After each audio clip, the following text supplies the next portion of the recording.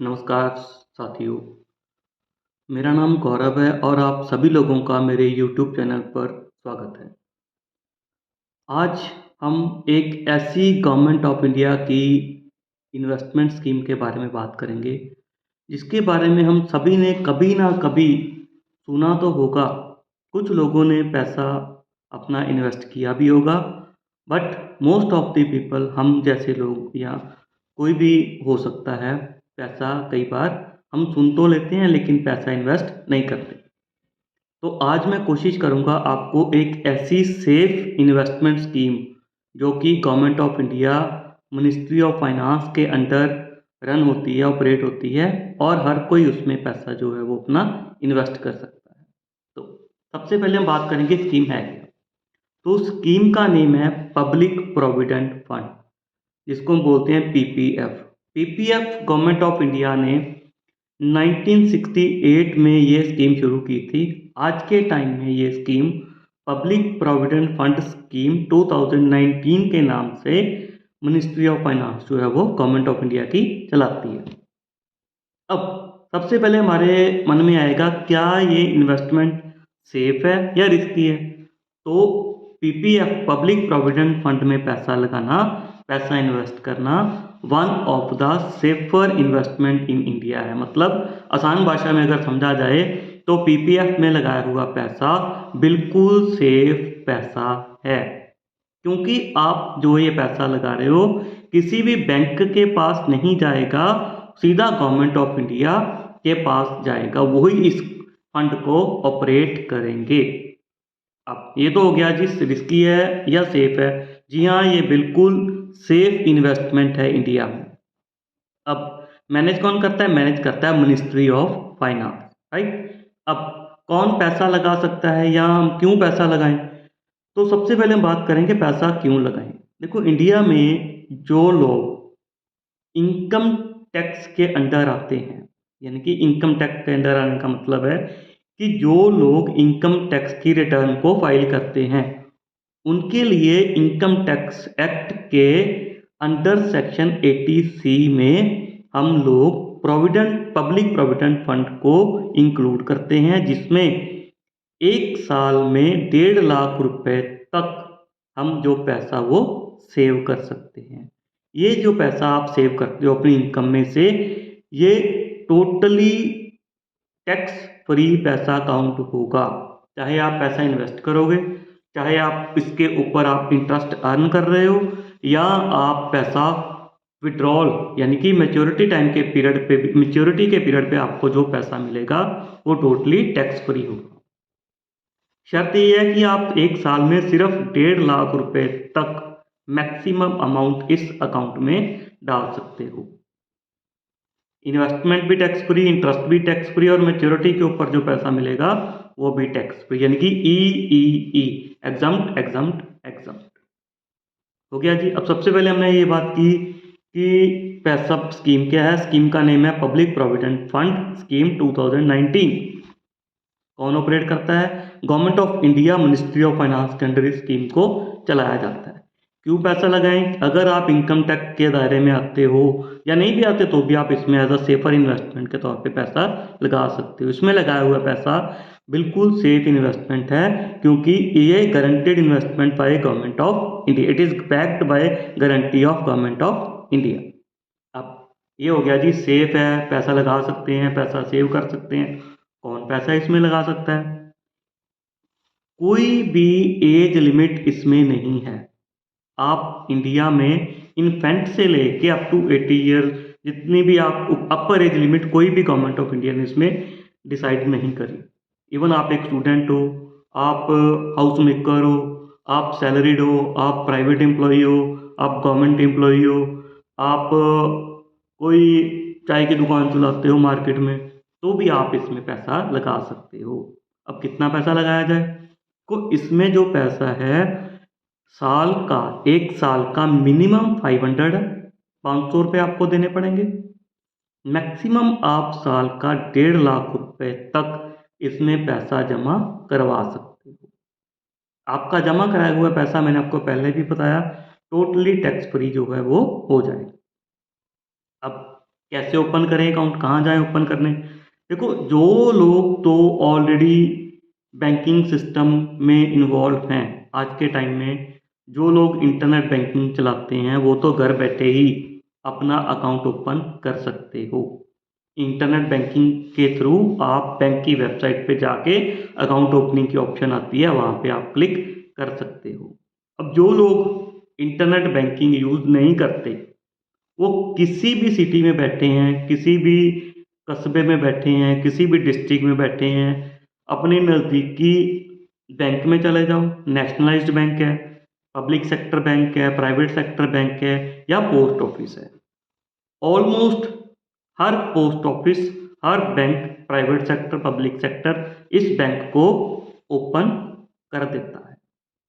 आपको एक account number मिलेगा, आपको पासबुक भी इशू हो जाएगी अगर आप लेना चाहते हो, नहीं तो आप अपनी ईमेल आईडी रजिस्टर कराते हो अगर, तो आपको सारी डिटेल आपकी ईमेल आईडी पे आ जाएगी। It is just like your saving bank account. अब डॉक्यूमेंट्स क्या क्या चाहिए होते हैं। सबसे पहले आपका आधार कार्ड, पैन कार्ड के बिना आप ये अकाउंट ओपन नहीं कर सकते, राइट। अब माइनर का तो पैन कार्ड होता नहीं बना कई लोगों का। हमने ये बताया कि आप माइनर से लेके नो एज लिमिट आप अकाउंट ओपन कर सकते हो। तो जो स्टूडेंट हैं, जो बिल्कुल किड हैं, बच्चे हैं, वो गार्डियन के नेम पे अंडर गार्डियन, जैसे हम सेविंग अकाउंट ओपन करते हैं, अंडर गार्डियन पीपीएफ अकाउंट को ओपन किया जा सकता है। डॉक्यूमेंट्स किसके लगेंगे? जिसके नेम माइनर का लगेगा बर्थ सर्टिफिकेट तो ऑलमोस्ट सबका ही होता है। आधार कार्ड अगर बना हुआ है वो लगा दो। जो अंडर गार्डियन बनेगा उसके full KYC, KYC means know your customer. It includes address proof, ID proof. Aadhaar card लगा दो, वो एड्रेस प्रूफ हो गया। आईडी प्रूफ के लिए आप अपना पैन कार्ड दे दो, ठीक है, या आईडी प्रूफ के लिए आधार कार्ड भी चल जाता है। तो अकाउंट ओपन हो गया। इनिशियल पेमेंट, जो सबसे पहले आप इसमें पेमेंट सबमिट करवाओगे, जमा करवाओगे, वो आपको वाया चेक देनी पड़ेगी। सबसे पहली बार आप चेक दो अपने अकाउंट का, 500 रुपये का दे दो बैंक को, पोस्ट ऑफिस को, वो आपके पीपीएफ अकाउंट में पैसा वो सबमिट कर दें, राइट। ये हो गया जी अकाउंट ओपनिंग के डॉक्यूमेंट। अब एक और बात, एक टाइम पे एक बंदे के नाम पर इंडिया में एक ही पीपीएफ अकाउंट ओपन होगा। ये नहीं है मैंने एक अकाउंट पोस्ट ऑफिस में खुलवा दिया, एक अपना एसबीआई में खुलवा दिया, एक पीएनबी में खुलवा दिया, ऐसे नहीं। जैसे इंडिया में एक बंदे के नाम पर एक पैन कार्ड अप्लाई होता है, एक पैन कार्ड नंबर होता है, वैसे ही पीपीएफ अकाउंट का एक ही नंबर होगा। एक टाइम पे एक ही अकाउंट ओपन आप कर सकते हो। अब दूसरी बात, फैमिली में मदर, फादर और एक चाइल्ड है। मदर अपने नाम पर पीपीएफ अकाउंट ओपन कर सकती है, चाहे वो काम करती है, चाहे हाउस मेकर है, चाहे सैलरीड है, चाहे वो सेल्फ एम्प्लॉयड है, डजंट मैटर। फादर अपने नाम पर एक अकाउंट ओपन कर सकते हैं, वो सैलरीड हैं, वो सेल्फ एम्प्लॉयड हैं, वो गवर्नमेंट के एम्प्लॉई हैं, वो प्राइवेट के एम्प्लॉई हैं, कोई दिक्कत नहीं है। वो कुछ भी करते हो, कोई भी इनकम सोर्स है वो चलेगा। लेकिन जो बच्चा है, अब कई लोग ये सोचेंगे कि फैमिली में 3 मेंबर हैं, हम 4 अकाउंट ओपन हो जाएंगे। नहीं, ऐसा नहीं होगा। माइनर के नाम पर भी आप एक अकाउंट ओपन करोगे, आइदर गार्डियन मदर बन जाए, आइदर गार्डियन जो है वो फादर बन जाए। ऐसा नहीं होगा कि एक अकाउंट में अंडर गार्डियन फादर हो गए, एक अकाउंट में अंडर गार्डियन मदर हो गए। ये इंडिया में अलाउड नहीं है, राइट। एक टाइम पे माइनर का भी एक अकाउंट ओपन होगा, चाहे वो फादर के साथ अटैच कर लो उसको अंडर गार्डियन, चाहे वो मदर के साथ अटैच कर चलेगा।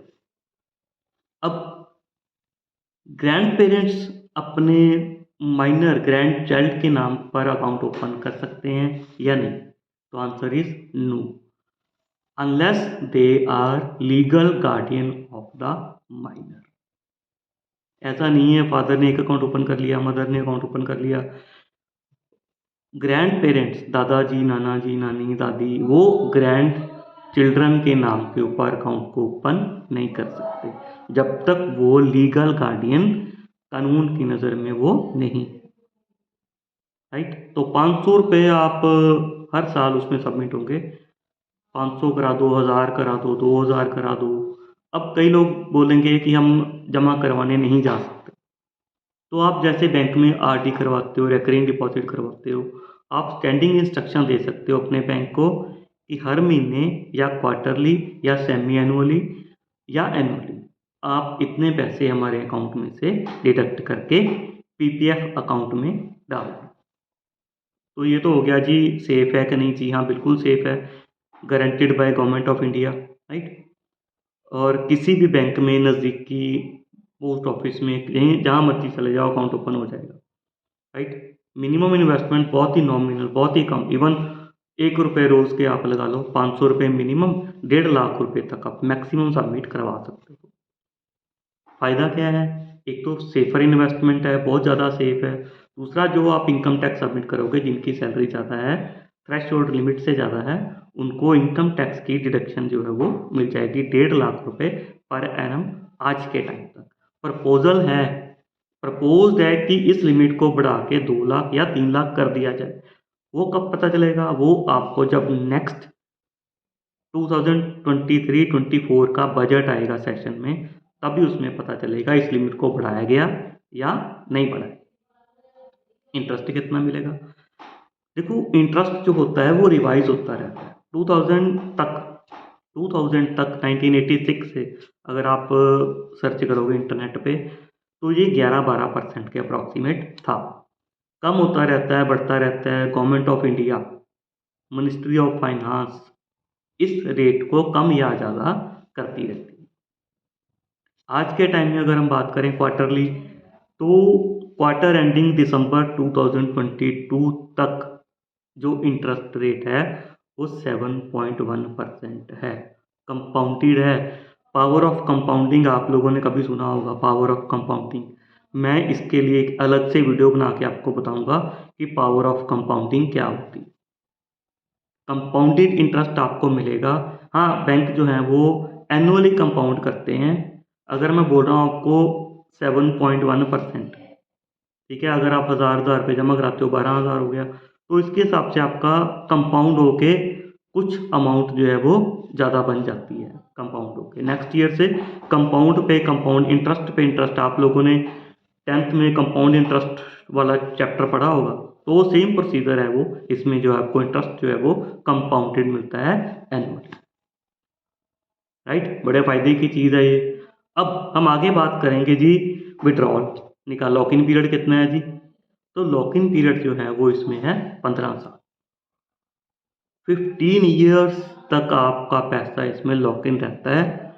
उसके बाद आप 5-5 साल के लिए इसको इंक्रीज कर सकते हो जितने मर्जी टाइम के लिए। उसके बाद आप पैसा दो या ना दो, जितना आपका पैसा पड़ा होगा, अगर आप उसको एक्सटेंड करते हो तो उसमें से निकाल भी सकते हो। 60% पैसा आप 15 साल बाद निकाल के, अगर आपने एक्सटेंड करना है। अगर नहीं एक्सटेंड करना तो 100% विड्रॉल ले लो। अगर आपने एक्सटेंड करना है तो 60% तक पैसा निकाल के आपकी ऑप्शन पे डिपेंड है। बाकी पैसे फिर आपको इंटरेस्ट जो है वो जो भी उस टाइम पे गवर्नमेंट डिसाइड करेगी वो मिलता है, राइट जी। अब 15 साल से पहले हम पैसा नहीं निकाल सकते जी? जी बिल्कुल निकाल सकते हैं। इसका जो लॉक इन पीरियड जो है वो बिल्कुल नहीं निकाल सकते पहले 5 साल। उसमें भी सरकार ने ऑप्शन दे रखी है, वो आपको बताता हूँ। 5 साल तक आप पैसा बिल्कुल नहीं निकाल सकते। 5 फाइनेंशियल ईयर कंप्लीट करने के बाद पार्शियल विड्रॉल की ऑप्शन आपके पास है। वो टाइम टू टाइम आप बैंक में जहाँ भी आप ओपन करोगे वहाँ पे आप जाके पता कर सकते हो। पार्शियल विड्रॉल 5 कंप्लीट साल करने के बाद हो जाता है। अगर 5 साल में ज़रूरत पड़ गई, 5 साल बाद बंद करना हो, तो जी हाँ, कर सकते हैं।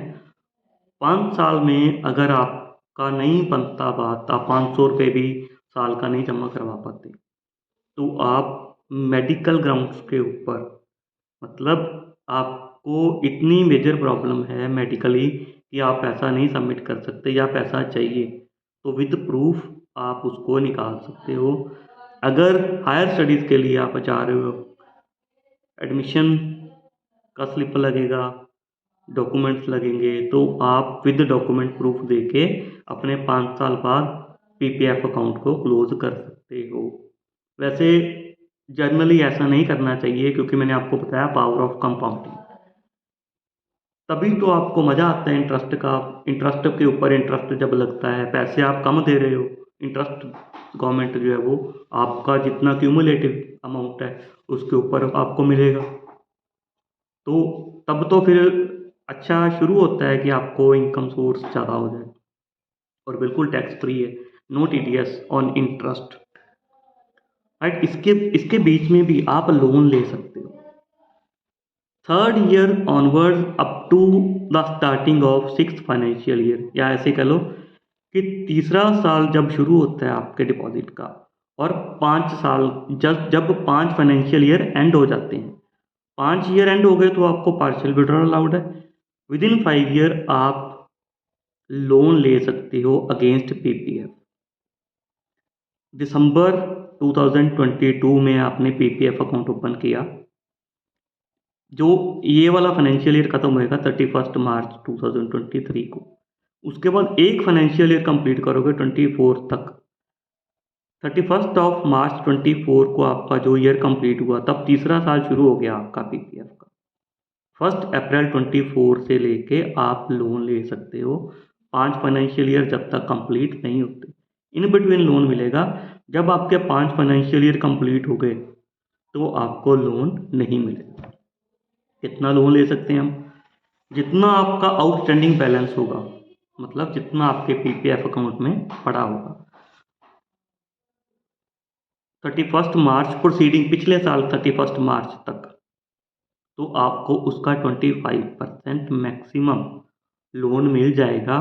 वो भी कितने टाइम के लिए? 36 मंथ के अंदर अंदर आपको वो लोन देना पड़ेगा।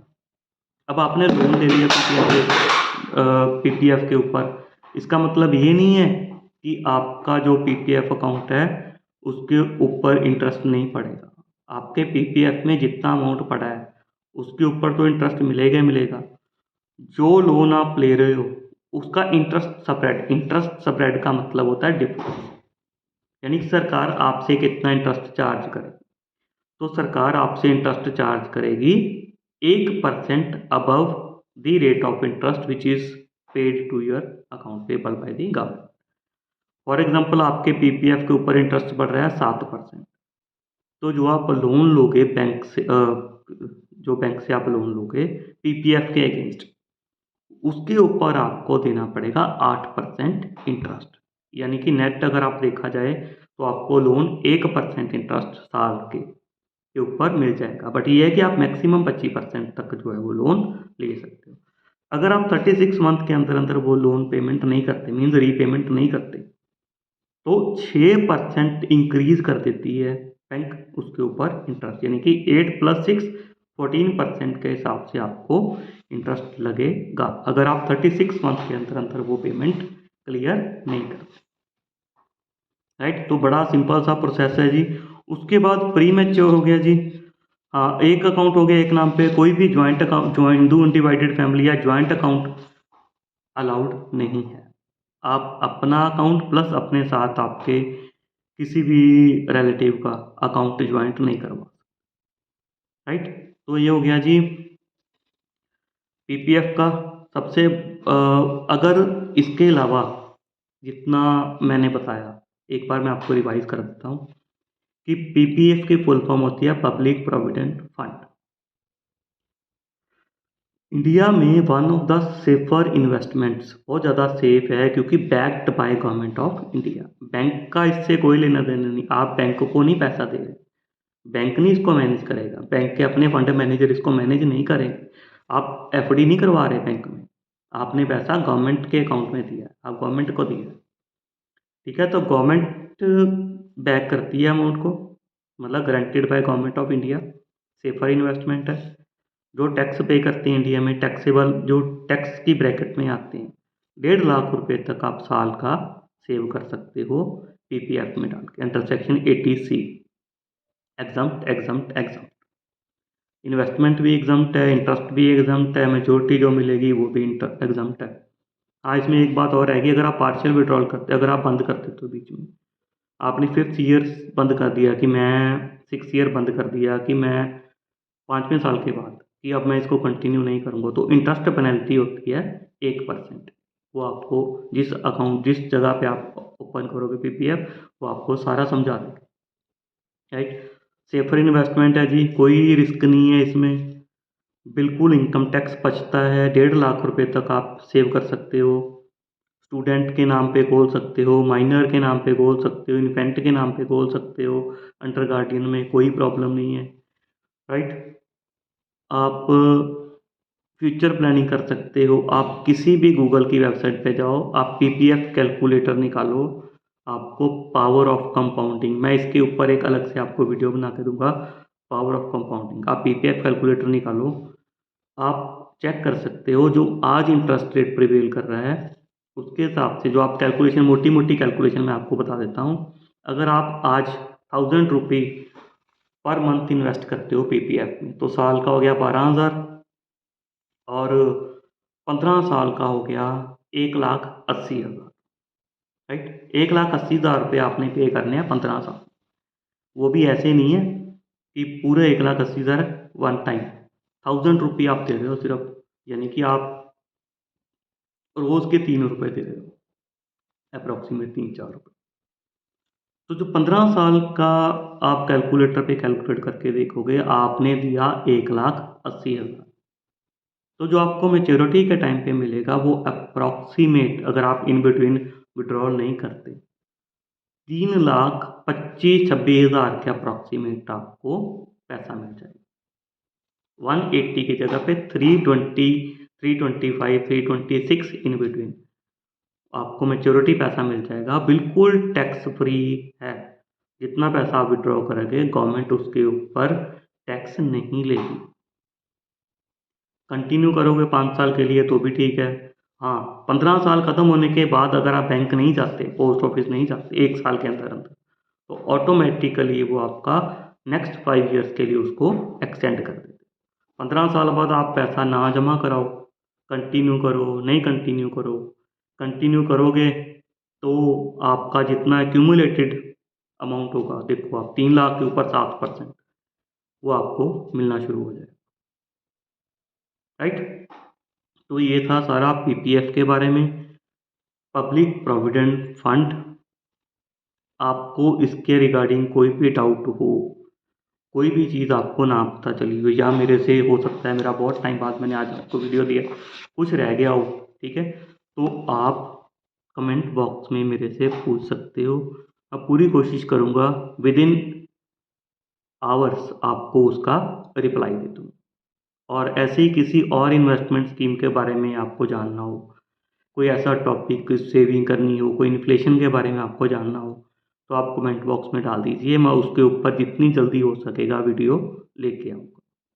और पीपीएफ के रिलेटेड आपके मन में कोई भी डाउट रह गया हो जो मैं नहीं बता पाया, तो आप कमेंट बॉक्स में डाल दो, मैं जल्दी से जल्दी आपकी क्वेरी को वो सॉर्ट आउट कर दूँगा। और ऐसी वीडियो, ऐसी इन्वेस्टमेंट प्लान्स, कुछ भी मार्केट का कोई भी नया प्रोडक्ट, कुछ भी ऐसी चीज़ आपके सामने मैं लाता रहूँ। Thank you so much. जय हिंद।